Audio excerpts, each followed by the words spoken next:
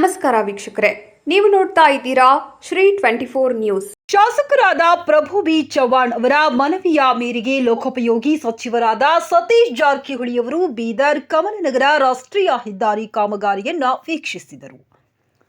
ಬೆಳಗಾವಿ ಅಧಿವೇಶನದಲ್ಲಿ ರಾಷ್ಟ್ರೀಯ ಹೆದ್ದಾರಿ ಕಳಪೆಯಾಗಿರುವ ಬಗ್ಗೆ ಶಾಸಕರು ಸರ್ಕಾರದ ಗಮನಕ್ಕೆ ತಂದಿದ್ದರು.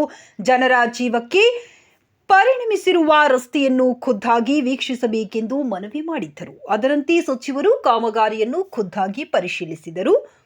ರಸ್ತೆ ತುಂಬೆಲ್ಲ ಬಿರುಕುಗಳು ಬಿಟ್ಟಿರುವುದನ್ನ ಕಂಡು ರಾಷ್ಟ್ರೀಯ ಹೆದ್ದಾರಿಯಲ್ಲಿ ಇಷ್ಟೊಂದು ಲೋಪಗಳಿದ್ದರೆ ಹೇಗೆ ಎಂದು ಅಧಿಕಾರಿಗಳಿಗೆ ತರಾಟೆಗೆ ತೆಗೆದುಕೊಂಡರು. ಈ ರಸ್ತೆಯನ್ನು ತುರ್ತಾಗಿ ಸರಿಪಡಿಸಿ ಸಾರ್ವಜನಿಕರ ಸಂಚಾರಕ್ಕೆ ಅನುಕೂಲ ಮಾಡಿಕೊಡಬೇಕೆಂದು ಕಟ್ಟುನಿಟ್ಟಿನ ಸೂಚನೆ ನೀಡಿದರು.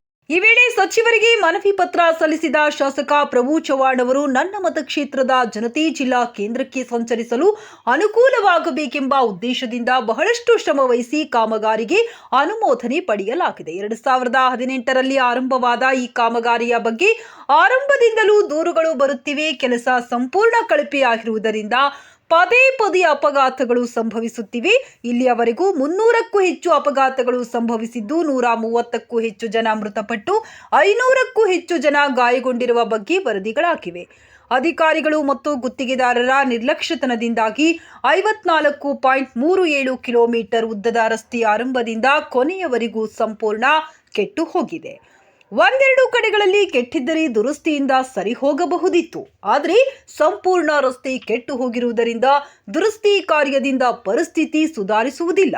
ಹಾಗಾಗಿ ಸದರಿ ರಸ್ತೆ ಪುನಃ ಹೊಸದಾಗಿ ನಿರ್ಮಿಸಲು ಅಗತ್ಯ ಕ್ರಮ ಕೈಗೊಳ್ಳಬೇಕು. ಹಾಗೆಯೇ ತಪ್ಪಿತಸ್ಥ ಅಧಿಕಾರಿಗಳು ಮತ್ತು ಗುತ್ತಿಗೆದಾರರ ವಿರುದ್ಧ ಶಿಸ್ತು ಕ್ರಮ ಜರುಗಿಸಬೇಕೆಂದು ಮನವಿ ಮಾಡಿದರು.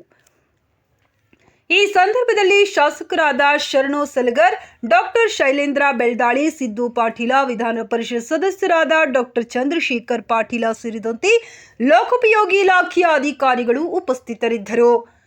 ಪ್ರಭುಲಿಂಗ ಮಠಪತಿ, ಶ್ರೀ 24 ನ್ಯೂಸ್ ಕನ್ನಡ, ಔರಾದ್.